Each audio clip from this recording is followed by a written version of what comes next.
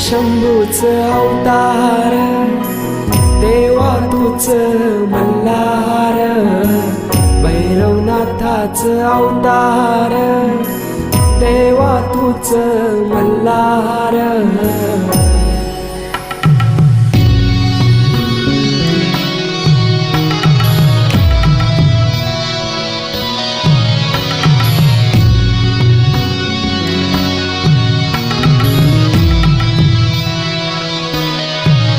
ठेवून बाणाई पहिल्या पायरीला, घेऊन मानसा देवी संगतीला, वध करूनी मनी मल्हाच